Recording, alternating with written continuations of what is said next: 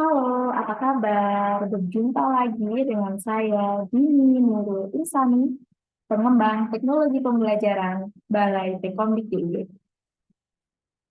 Hari ini kita akan belajar mengenai identifikasi kebutuhan media pembelajaran. Yuk, apa saja nih? Oke, sebelum kita mulai, kita akan pelajari dulu. Kita harus cari tahu dulu sebenarnya perbedaan apa antara media pembelajaran dengan bahan ajar. Media pembelajaran adalah suatu medium atau perantara dalam proses kegiatan belajar mengajar. Sementara bahan ajar adalah segala sesuatu yang digunakan dalam penyusunan desain pembelajaran di mana akan berisikan berbagai macam bentuk pembelajaran, metode, hingga berbagai macam bentuk batasan dalam pembelajaran tersebut. Gimana? Masih bingung perbedaannya apa? Jika media pembelajaran itu suatu perantara atau suatu media. Jika bahan ajar adalah segala sesuatu yang ada di dalamnya sebagai pengisinya. Ya, jadi sebuah wadah dan juga sebagai isinya sebagai bahan ajar, wadahnya sebagai media pembelajaran atau media untuk perantara untuk menyampaikan bahan ajar itu ke target. Kita harus tahu dulu beberapa jenis media pembelajaran yang ada di sekitar kita. Yang pertama adalah papan tulis. Ya, media pembelajaran konvensional sudah ada sejak dulu. Mungkin sejak kita kecil, kita sudah terbiasa dengan media papan tulis ini ya. Sejak SD gitu, menggunakan papan tulis yang menggunakan kapur ataupun menggunakan spidol. Nah, itu salah satu bagian dari media juga, media pembelajaran. Namun bersifat konvensional. Selanjutnya ada media pembelajaran gambar.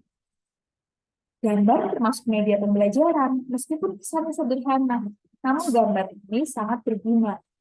Contohnya, jika kita ingin mengilustrasikan Indonesia, biasanya kita bisa menggunakan gambar pulau di Indonesia, ya, gambar seperti Indonesia terdiri dari berbagai pulau dari Sumatera hingga Papua. Seperti itu dengan media gambar untuk mengilustrasikan agar siswa atau pendengar itu bisa mengetahui maksud dari materi. Selanjutnya ada media audio. Audio ini media pembelajaran yang bersifat mengeluarkan suara begitu. Biasanya ini cocok digunakan untuk salah satunya jika siswa kita itu, mohon maaf, siswa yang tuna netra begitu. Mereka hanya bisa mendengar. Nah, ini cocok media ini digunakan untuk menyampaikan pembelajaran untuk mereka. Namun tidak berbatas di situ. Jika Bapak Ibu adalah guru bahasa Inggris, ingin menyampaikan materi mengenai listening section, maka media pembelajaran berbasis audio ini sangat cocok untuk dipilih. Oke, selanjutnya adalah media pembelajaran berbasis video. Ini sudah sangat familiar. Kita semua sudah sering menggunakan, terutama kemarin saat era-era pandemi, kita berlomba-lomba untuk membuat media pembelajaran berbasis video ini. Bukan hanya itu, yang ada di sekitar kita, contohnya jika kita ingin mengilustrasikan proses eh, pembuatan batu bata gitu ya. Ada video tutorialnya tuh dari mengaduk tanah, mencetak, mengeringkan dan lain-lain. Itu juga bisa kita sampaikan dengan media video. Gitu. Next, kita ke jenis yang selanjutnya, multimedia. Ya, sudah bisa kita tebak. Namanya multi, berarti media ini di dalamnya berisi lebih dari satu jenis media. Ya, jadi media pembelajaran multimedia ini di dalamnya minimal ada dua. teks, gambar, atau teks, gambar, audio, video. Ada berbagai macam jenis di dalamnya. Lalu, apa perbedaannya dengan multimedia interaktif? Ya, sama-sama multimedia, satu ada interaktifnya. Jika multimedia interaktif, itu si peserta atau siswa atau penggunanya itu controllable atau bisa bebas untuk mengontrol media tersebut.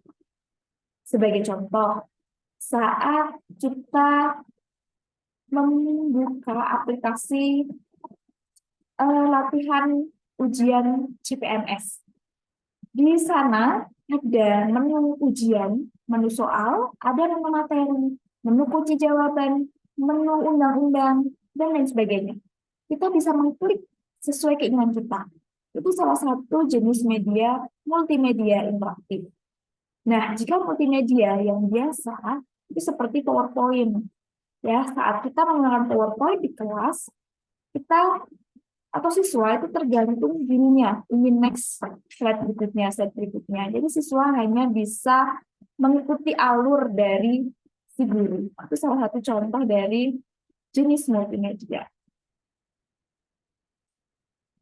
Oke, selanjutnya faktor apa saja yang menjadi pertimbangan kita dalam memilih media pembelajaran? Yang pertama, tujuan pembelajaran. Ya, jika tujuan pembelajaran ingin memahamkan siswa mengenai bentuk-bentuk perangkat komputer gitu.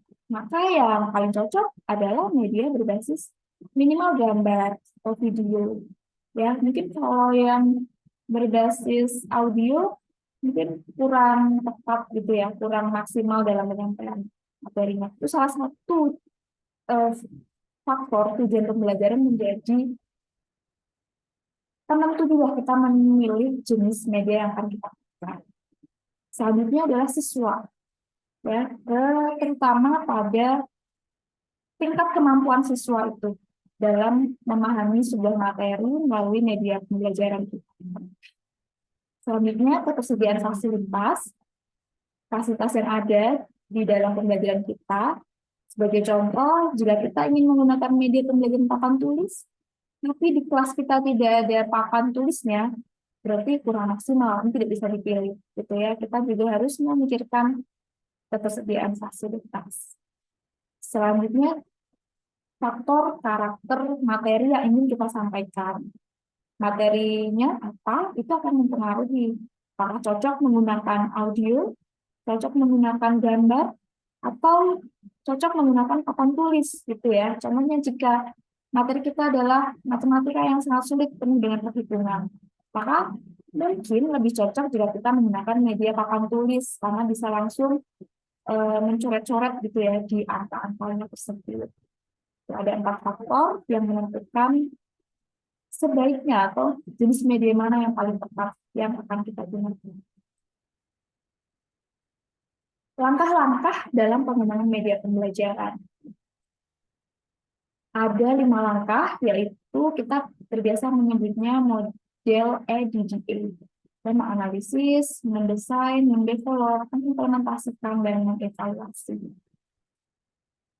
Menganalisis ini kita proses penyelidikan atau mengolah data-data untuk kita mengetahui, ya, untuk menganalisa kebutuhan, masalah, biaya, dan lain sebagainya.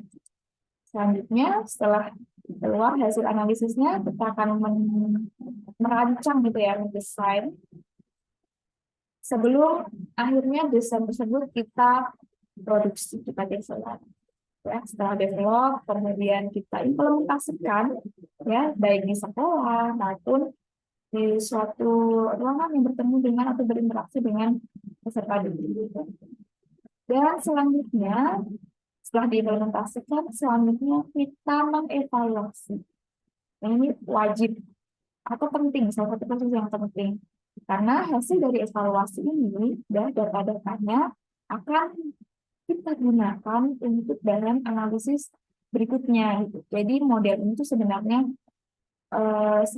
circle gitu ya. Jadi muter gitu dari analisis, desain, produksi, implementasi, evaluasi, yang masuk lagi ke analisis.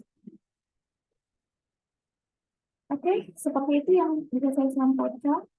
Apabila ada pertanyaan, silahkan komen di kolom komentar. Terima kasih. Sampai jumpa.